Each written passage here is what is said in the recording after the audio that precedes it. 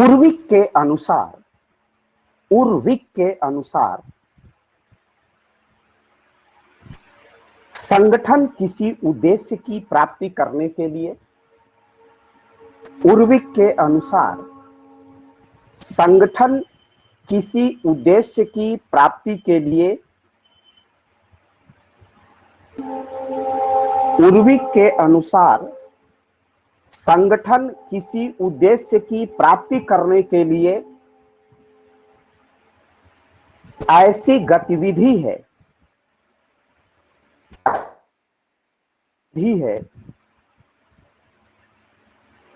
उर्विक के अनुसार संगठन किसी उद्देश्य की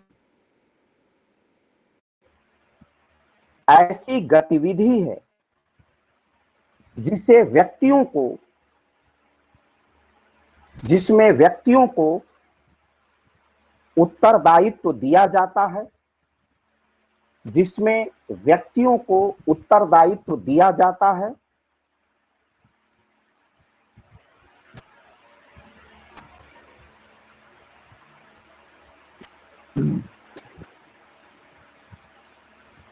तथा सभी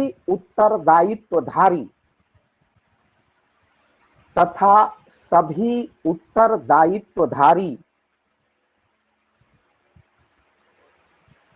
एक व्यवस्था में बने होते हैं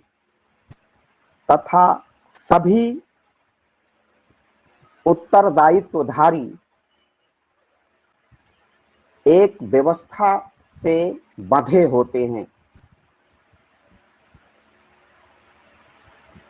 व्यवस्था से बंधे होते हैं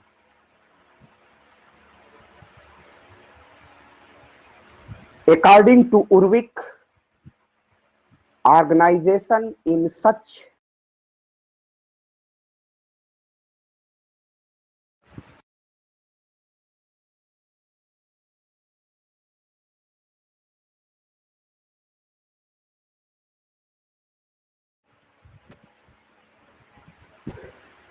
उर्विक के अनुसार संगठन किसी उद्देश्य की प्राप्ति करने के लिए ऐसी गतिविधि है जिसमें व्यक्तियों को उत्तरदायित्व दिया जाता है तथा सभी उत्तरदायित्वधारी एक व्यवस्था से बंधे होते हैं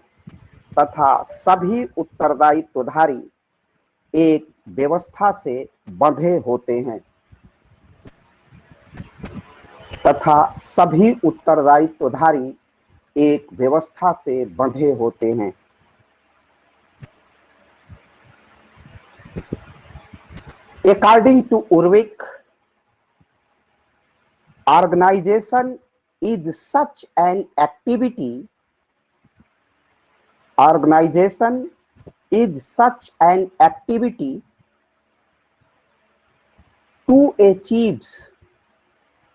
to achieve an object that individuals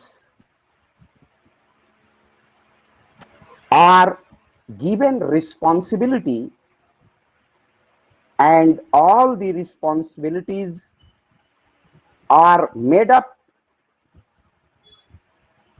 of a system.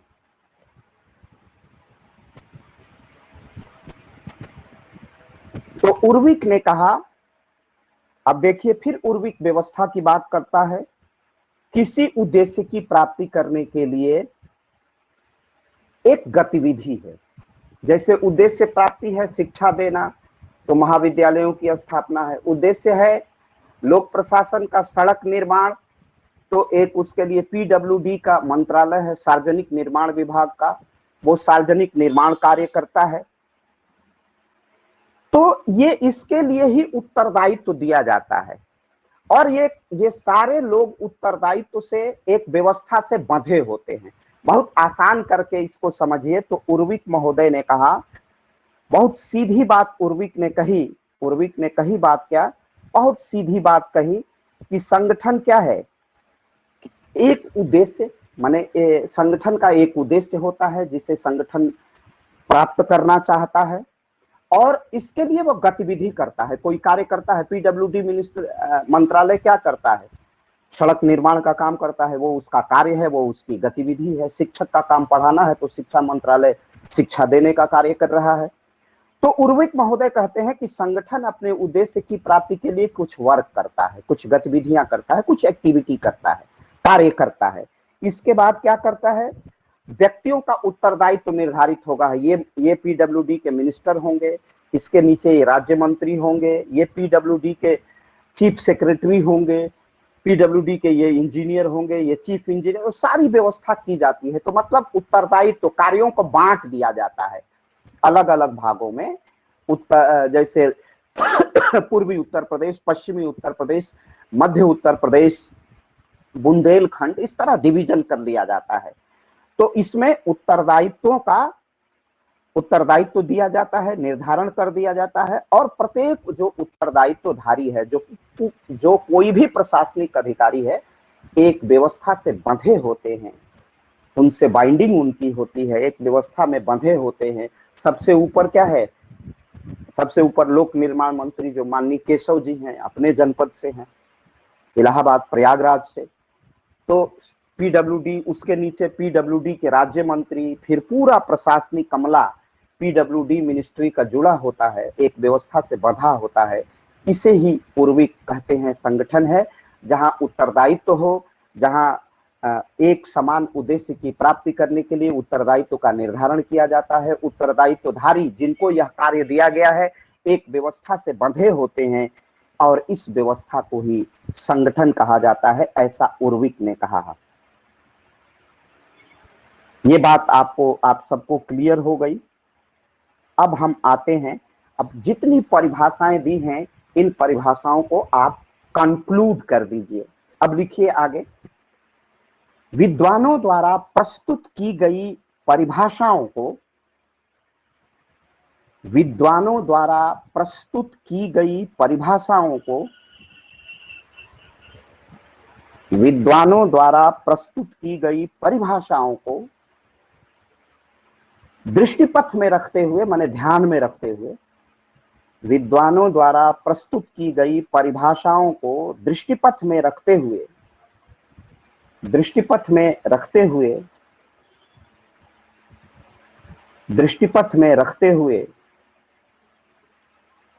कहा जा सकता है, दृष्टिपथ में रखते हुए या ध्यान में रखते हुए कहा जा सकता है कि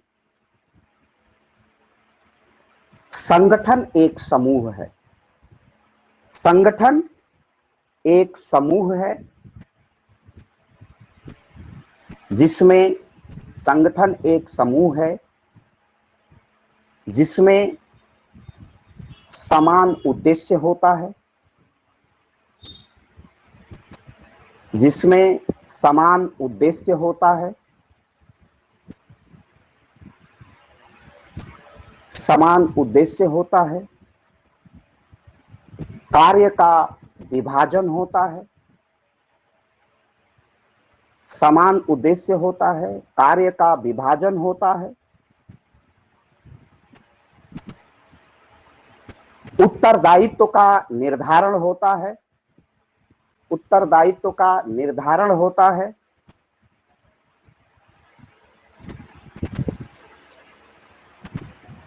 कर्मचारियों की व्यवस्था होती है, कर्मचारियों की व्यवस्था होती है,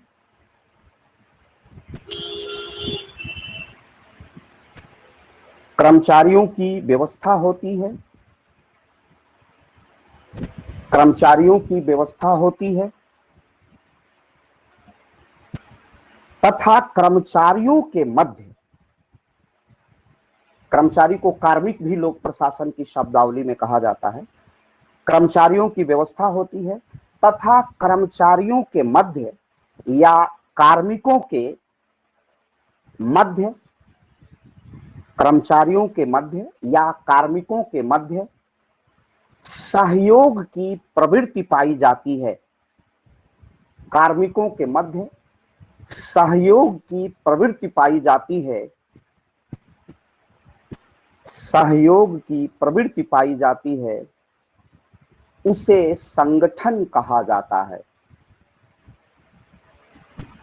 उसे संगठन कहा जाता है। उसे संगठन कहा जाता है। अंग्रेजी वाले सुन लें और लिख लें तेजी से, क्योंकि भाई इंग्लिश मीडियम की क्लास अपने कॉलेज में नहीं चलती है। शुरू से ही, जब से कॉलेज है, इंग्लिश मीडियम की क्लास अपने यहां नहीं चलती है। जबरदस्ती होंगे केवल एक या दो। Keeping in view the definition, keeping in view the definitions presented by the public administration scholars, where can one go? The organization is group. Where can one go? The organization is a group which has a common purpose. There is a division of work. There is a division of work. Responsibility is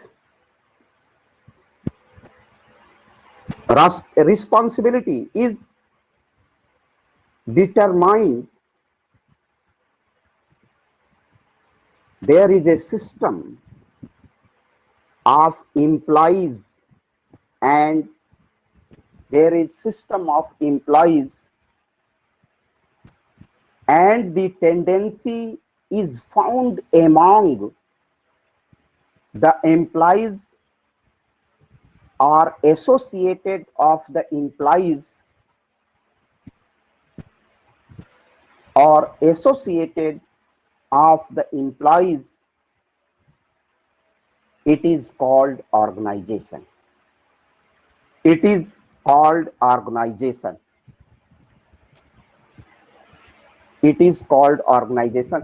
तो कुल मिलाकर के जो अब तक विद्वानों ने इतना एल.डी. व्हाइट, साइमन मूनी की जो परिभाषाएं हम लोगों ने पढ़ी, जानी, समझी, एक एक करके एल.डी. व्हाइट की इन परिभाषाओं को अगर मिक्सअप करिए, सारी परिभाषाओं को आलोक में, सारे परिभाषाओं को ध्यान में रखते हुए, दृष्टिपथ में रखते हुए अगर आप ऑर्गेनाइजेशन, संगठन को अपने शब्दों में परिभाषित करने का प्रयास करिए तो संगठन क्या है? तब संगठन एक समूह है जिसमें समान उद्देश्य होता है, कार्य का विभाजन होता है, उत्तरदायित्व का निर्धारण होता है, रिस्पॉन्सिबिलिटी आरोपित की जाती है, कर्मचारियों की व्यवस्था होती है तथा कर्मचारियों के मध्य जब सहयोग पाया जाता है, ये सारे तत्व जब एक साथ सम्मिलित होते हैं तो उसे हम क्या कहते हैं? संगठन कहते हैं। ये चीजें आप लोगों ने बहुत अच्छे ढंग से, मैं समझता हूं कि बड़े सरल शब्दों में मैं समझाने का प्रयास करता हूं, कठिन कठिन विषयों को, शब्दों को। ये हो गया, आपने संगठन को बड़ी अच्छे ढंग से समझ लिया। अब संगठन को आप समझ लिया तो अब संगठन में कितने प्रकार होते हैं, अब इस पर हम लोग अपनी वार्ता करेंगे और इसको ठीक ढंग से हम लोग समझने का प्रयास करेंगे कि संगठन कितने प्रकार के होते हैं। पैराग्राफ चेंज कर दीजिए।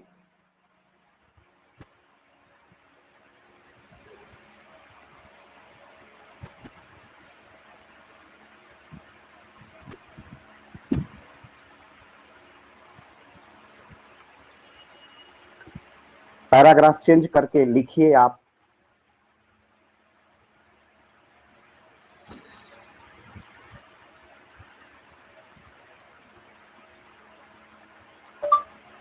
सामान्यतया संगठन दो प्रकार का होता है, औपचारिक संगठन तथा अनौपचारिक संगठन।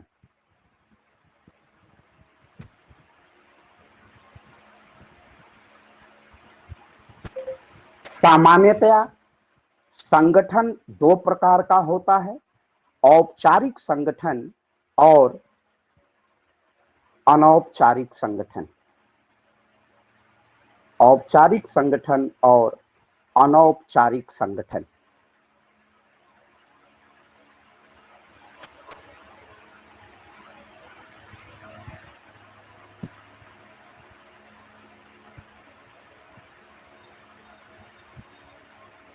सामान्यतया संगठन दो प्रकार का होता है, औपचारिक संगठन और अनौपचारिक संगठन।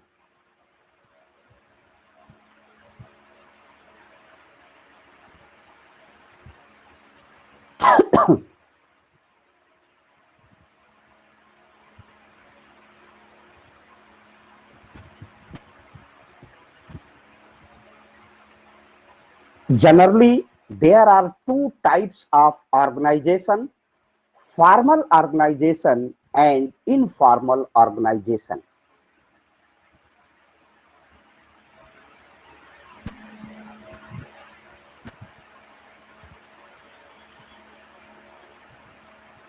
Generally, there are two types of organization: formal organization and informal organization.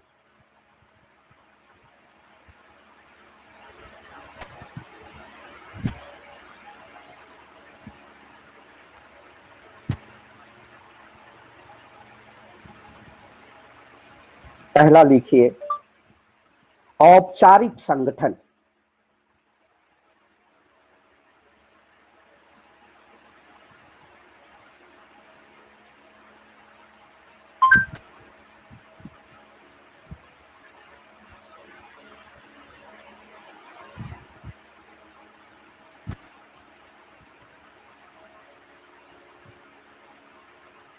औपचारिक संगठन उस संगठन को कहा जाता है जिसमें प्रत्येक स्तर पर स्थिति, अधिकार, उत्तरदायित्व का स्पष्ट रूप से विभाजन किया जाता है तथा कार्यों का स्पष्टतः पारिभाषिक स्वरूप होता है।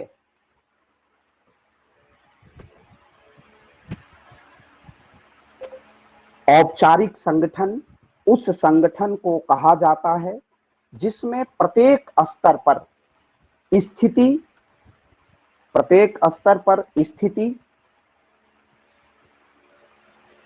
अधिकार, उत्तरदायित्व का स्पष्ट रूप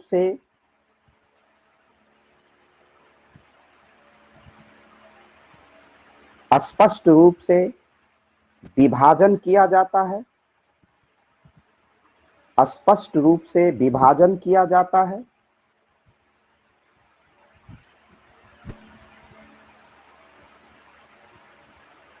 तथा कार्यों का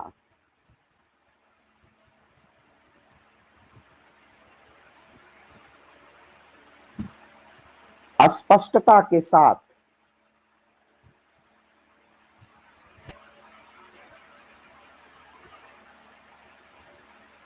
पारिभाषिक स्वरूप होता है। लिख लीजिए तो मैं आगे समझाता हूं। लोक प्रशासन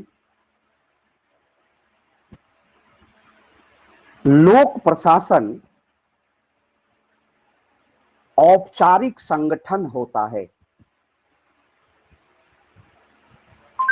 तो आपने लिखा औपचारिक संगठन उस संगठन को कहा जाता है जिसमें प्रत्येक स्तर पर स्थिति, अधिकार, उत्तरदायित्व का स्पष्ट रूप से विभाजन किया जाता है तथा कार्यों का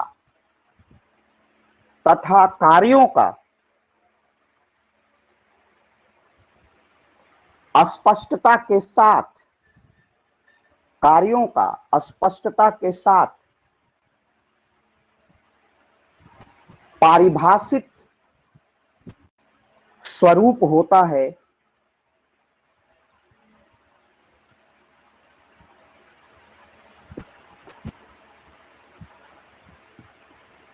पारिभाषिक स्वरूप होता है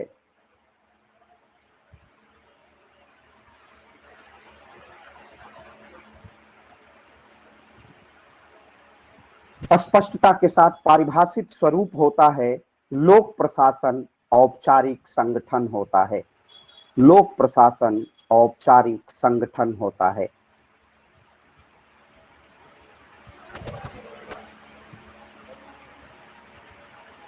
ये आप लोगों ने लिख लिया, अब अंग्रेजी वाले तेजी से लिख ले।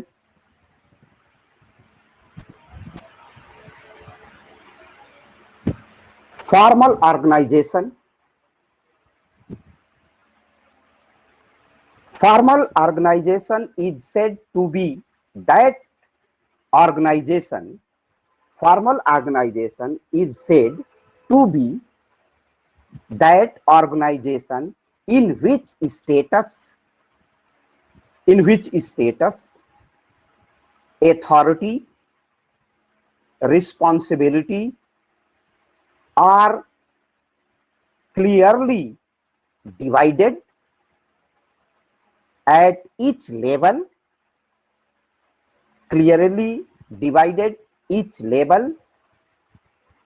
and function have a clearly defined and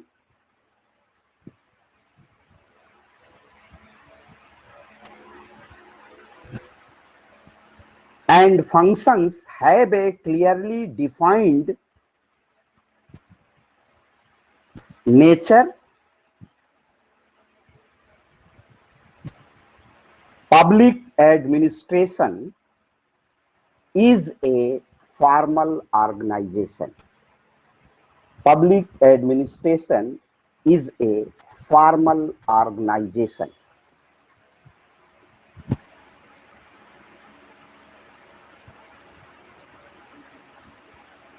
इसको तुरंत समझ लेते हैं। तो देखो, संगठन को हम लोगों ने दो प्रकार देखा है, अब इसको समझ लेते हैं तब आगे बढ़ते हैं। संगठन का मैंने दो प्रकार बताए, एक औपचारिक संगठन होता है और एक अनौपचारिक संगठन होता है। तो संगठन दो प्रकार के होते हैं, फॉर्मल और इनफॉर्मल। आपने अभी देखा कि फॉर्मल ऑर्गेनाइजेशन, और दूसरा आपने देखा कि इनफॉर्मल ऑर्गेनाइजेशन। फॉर्मल और इनफॉर्मल।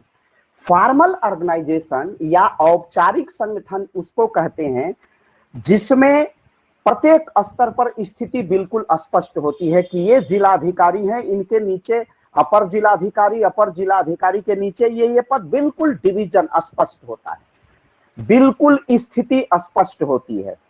अब मैं फर्स्ट ईयर की ओर आपका ध्यान ले जाना चाहूंगा कि यहाँ पब्लिक एडमिनिस्ट्रेशन में स्थिति शब्द का प्रयोग किया क्यों, कैसे कर दिया गया है। ये चीजें आती हैं, देखो निकल के बातें आती हैं। जैसे मैं आपसे एक छोटा सा प्रश्न करूं और इस स्थिति को पॉलिटिकल साइंस में समझाने के लिए, 15 अगस्त 1947 के पहले भारत की स्थिति क्या थी?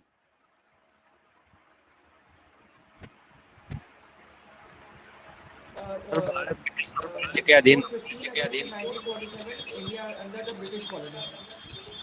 Formal sir, under the British, formal informal, British colony, under the British colony, under the British माने कोलोनियन स्टेट, सुपरविजन टू कोलोनियन स्टेट। और हिंदी में और बोले भाई, हिंदी वाले क्या कर रहे हैं? हम प्रतंत्र थे, गुलाम राष्ट्र था सर, हमारी संप्रभुता ब्रिटेन के अधीन थी। Good good good. और किसने कहा राष्ट्र था? क्या बे सिर पड़ती बात। हम बहुत बच्चे ने सही उत्तर दिया। पॉलिटिकल साइंस का जो विद्यार्थी होगा, जो स्टूडेंट ऑफ पॉलिटिकल साइंस होगा, उसका परफेक्ट उत्तर क्या होगा? हमारी सॉवरेनिटी नहीं थी। किसने कहा संप्रभुता नहीं थी? हम ब्रिटिश संप्रभुता के अधीन थे। हाँ, किसने कहा है? Sir Abhishek Kumar. Very good, यही political science. Very good very good very good. Political science का विद्यार्थी यही कहेगा। वो पढ़ा लिखा, वो पॉलिटिकल साइंस पढ़ने और न पढ़ने से क्या अंतर है भाई? तब हम ब्रिटिश कोलोनियल स्टेट के अधीन थे। इसका अर्थ क्या हुआ? हमारी India have no sovereignty. Bharat के पास संप्रभुता नहीं थी। और आपने सॉवरेनिटी पढ़ी है, किसी भी स्टेट का निर्माण तब होता है, हम स्टेट ही नहीं थे तो हम गुलाम थे, हमारी इंडिपेंडेंस नहीं थी, तो हम किसके लिए छटपटा रहे थे? हमारा फ्रीडम स्ट्रगल किसके लिए है? जन संप्रभुता की प्राप्ति के लिए, जनता की सॉवरेनिटी, पॉपुलर सॉवरेनिटी को गेन करने के लिए फ्रीडम स्ट्रगल हुआ। ये छोटी छोटी बातें हैं, यही यार बड़ी बात बनेगी। और बीए फर्स्ट ईयर में इतनी चेतना, मैं वो कौन कुमार, अभिषेक कुमार को थैंक्स कहूंगा, धन्यवाद दूंगा, शुभकामनाएं भी दूंगा कि कम से कम पहला विद्यार्थी तो बताया कि हमारे पास संप्रभुता नहीं थी, हम ब्रिटिश संप्रभुता के अधीन थे। तो इसका अब थोड़ा सा आप अपना जो जिन्होंने म्यूट नहीं किया है वो म्यूट कर लें, नहीं तो आवाज टकराने लगती है। तो हम ब्रिटिश संप्रभुता के अधीन थे, हमारी सॉवरेनिटी नहीं थी। तो मैं यही कहूंगा, अब दो चीजें हैं, संप्रभुता और ये केवल एक चीज समझाने के लिए इतना फीडबैक करना पड़ रहा है, मुझे फ्लैशबैक में जाना पड़ रहा है। स्वतंत्रता क्या है? कोई वस्तु है कि स्थिति है? Independence is the basic स्थिति structure of sir, sovereignty for any state. वो कौन अंग्रेजी में है, अंड सर। बंड बोलने लगा? यह स्थिति है, स्टेटस को है। हम भारत राज्य में, भारत के गणराज्य में, इंडिया रिपब्लिक में, भारतीय गणराज्य में हम स्वतंत्रता का प्रयोग करते हैं। तो स्वतंत्रता कोई वस्तु थोड़े है कि मुझे प्राप्त हो गई है। स्वतंत्रता एक स्थिति है, एक स्टेटस को है, जिसमें रह करके हम, हमारी स्वतंत्रता दी गई है। और स्वतंत्रता पर अनेक प्रतिबंध भी लगाए गए हैं। राइट टू स्पीच है, लेकिन हम राइट टू फ्रीडम है, राइट टू स्पीच है, राइट टू मूवमेंट है, राइट टू इंफॉर्मेशन है। जितनी स्वतंत्रताएं हमें दी गई हैं, अनुच्छेद 19 में उन स्वतंत्रताओं का उपयोग भारत के संविधान के उसमें 19 के प्रतिबंधों के अनुरूप हमारी स्वतंत्रता है। तो हम अपनी स्वतंत्रता का कंप्लायंस कैसे कराएंगे? सर्वोच्च न्यायालय और उच्च न्यायालय, आर्टिकल 32 अनुच्छेद 32 के तहत हम कहां जाएंगे? सीधे सर्वोच्च न्यायालय। और 226 के अंतर्गत अपनी स्वतंत्रता का कंप्लायंस कराने, अगेंस्ट टू स्टेट, भारत राज्य के विरुद्ध ही अपनी स्वतंत्रता का को प्राप्त करने के लिए कहां जाएंगे? न्यायालय की शरण में जाएंगे। इसीलिए जो स्वतंत्रता का अधिकार या जो मौलिक अधिकार होता है वो न्याय योग्य होता है, जस्टिफाइबल होता है, binding by law, justify by law, justify bye constitution, binding bye constitution. वो विधि द्वारा आबद्ध होता है, विधि से बंधा होता है और न्याय योग्य होता है।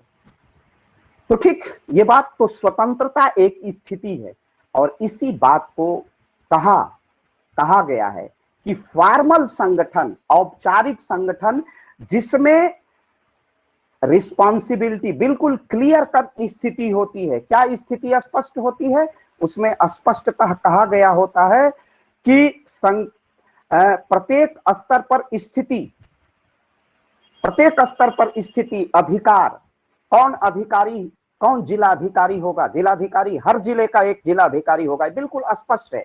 उसके बाद नीचे क्या होगा, नीचे क्या होगा, नीचे क्या होगा, ऊपर क्या होगा, ऊपर क्या होगा, बिल्कुल स्पष्ट स्थिति ऑर्गेनाइजेशन में होती है।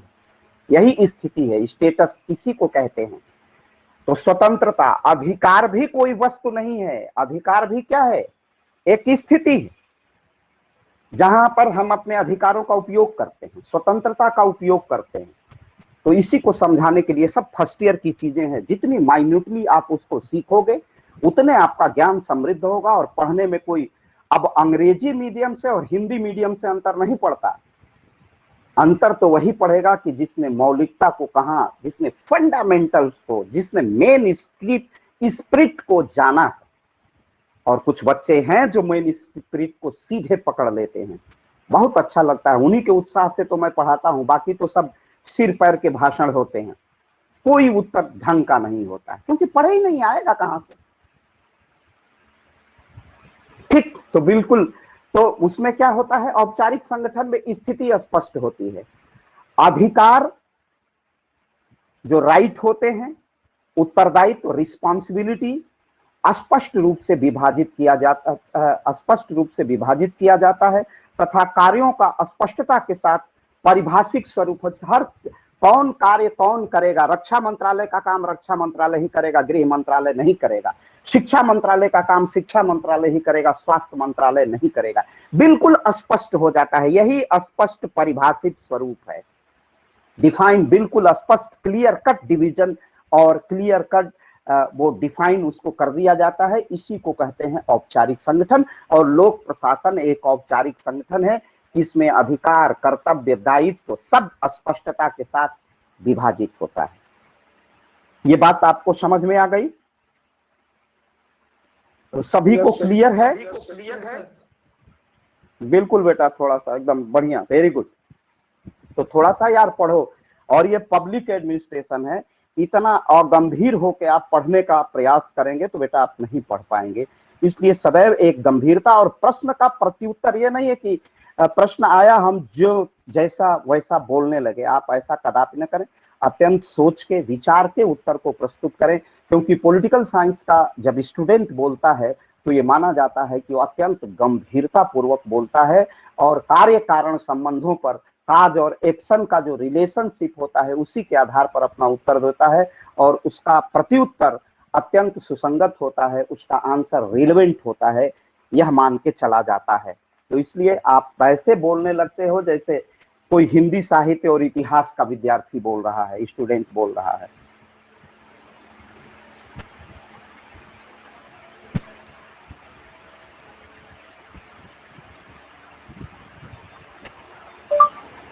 चेस्टर बर्नार्ड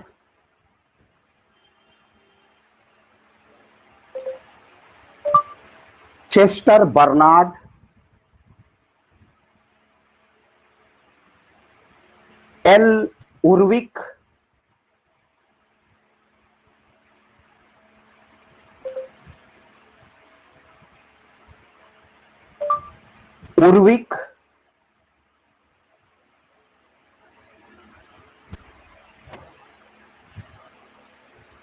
तथा थॉमसन जैसे विद्वानों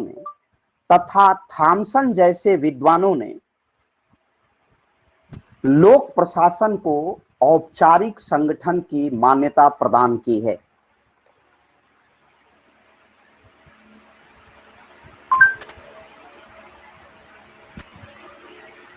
चेस्टर बर्नार्ड,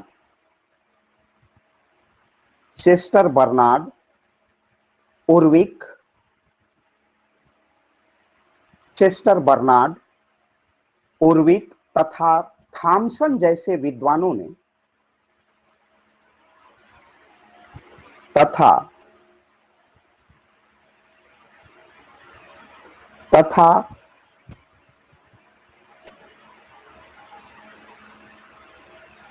थॉमसन जैसे विद्वानों में, थ में आ की मात्रा आधा, म, प और स, न, थॉम्पसन,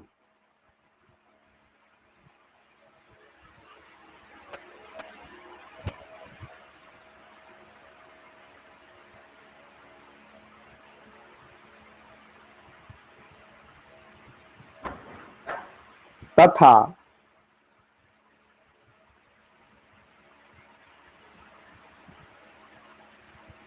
थॉम्पसन जैसे विद्वानों ने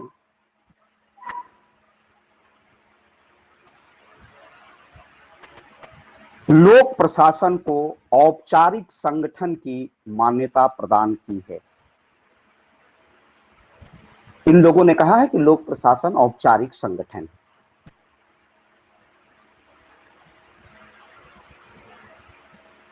तथा चेस्टर बर्नार्ड जैसे, सब आप लोगों ने लिख लिया हिंदी में। चेस्टर बर्नार्ड, उर्विक तथा थॉमसन जैसे विद्वानों ने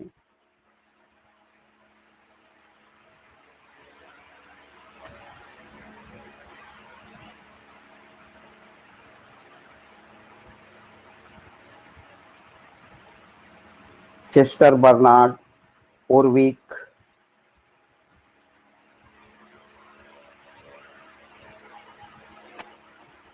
हिंदी वालों का हो गया? Yes sir. Yes sir okay हो गया। ओके, ठीक ठीक।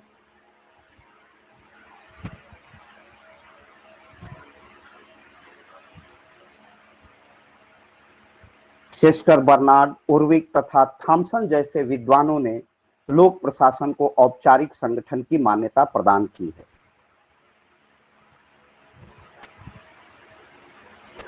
Scholars like Chester Bernard,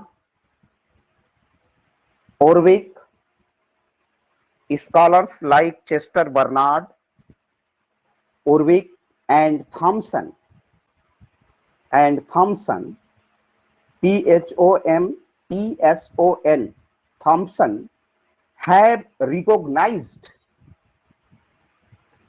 public administration as a formal organization. Public administration as a formal administration.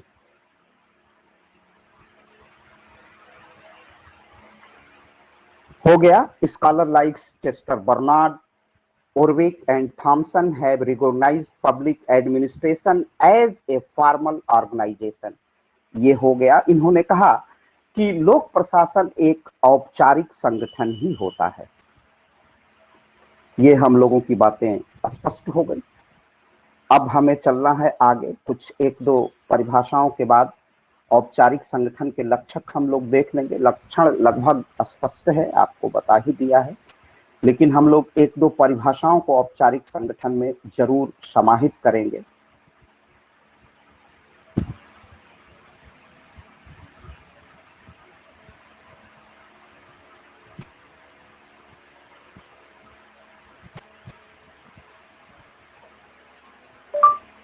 उर्विक के अनुसार औपचारिक संगठन पूर्व निर्धारित एवं विधि द्वारा घोषित संगठन होता है। उर्विक के अनुसार औपचारिक संगठन पूर्व निर्धारित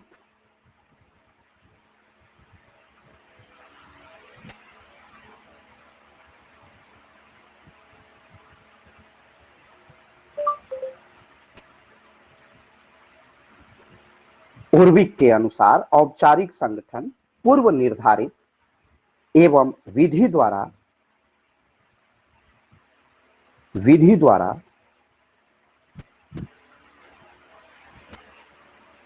घोषित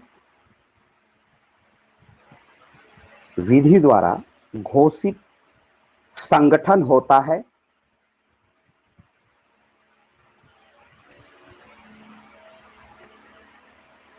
विधि द्वारा घोषित संगठन होता है।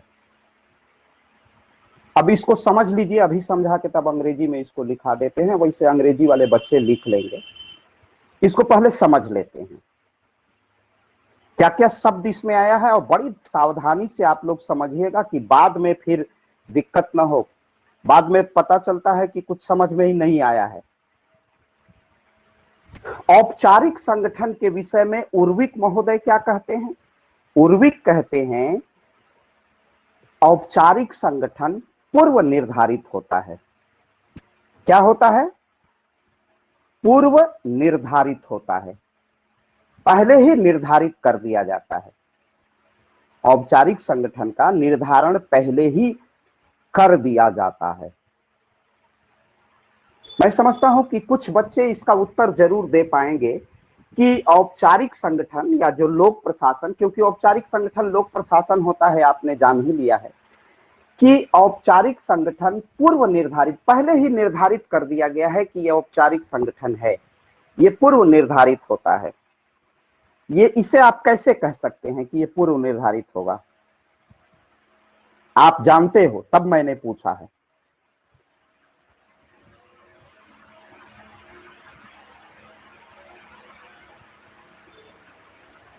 प्रयास करिए। सर, क्योंकि संविधान और विधि द्वारा ये पहले ही बना दिया जाता है। गुड, परफेक्ट उत्तर। बिल्कुल, देश का प्रशासन विधि से और संविधान से चलता है, और संविधान में पहले ही ये सब निर्धारित कर दिया जाता है। बहुत शानदार उत्तर, यही पब्लिक एडमिनिस्ट्रेशन और संविधान और पढ़ने का अभिप्राय है।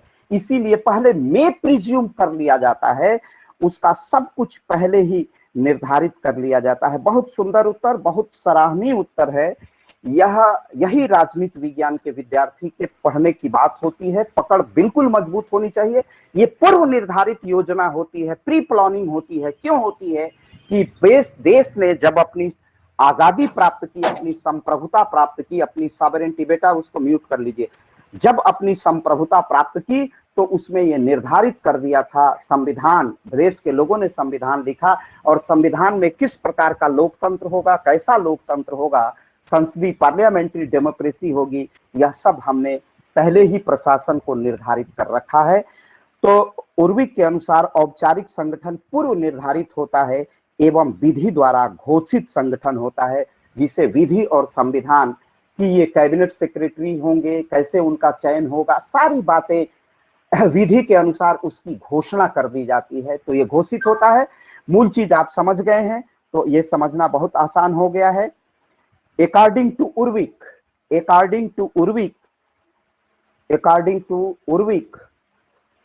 formal organization is, according to Urvik, formal organization is predetermined and declared organization by law, and declared organization by the law। Mute कर लो भाई, आवाज आ रही है, पढ़ने में दिक्कत हो। किसी ने अपना माइक म्यूट नहीं किया है, या तो उनके सदा के लिए मैं देख करके रिमूव कर दूं कि कभी ना जुड़ पाए। वो उसके तरह नहीं है कि लिंक भेज दूंगा तो फिर दूसरे दिन जुड़ते रहेंगे, वो फिर कभी नहीं जुड़ेंगे। According to Urvik, formal organization is predetermined and declared organization by law। ये बात आप समझ गए हैं। तो अब मैं आज की क्लास समाप्त करता हूं। फिर भी अभी भी माइक ऑन आप वो करके नहीं किया, म्यूट नहीं किया है, और उनको बता दीजिए कि कल से मैं आज ही देख लेता हूं किसका माइक ऑफ नहीं है, तो उनको आज ही मैं रिमूव कर दूंगा और सदा के लिए रिमूव रहेंगे।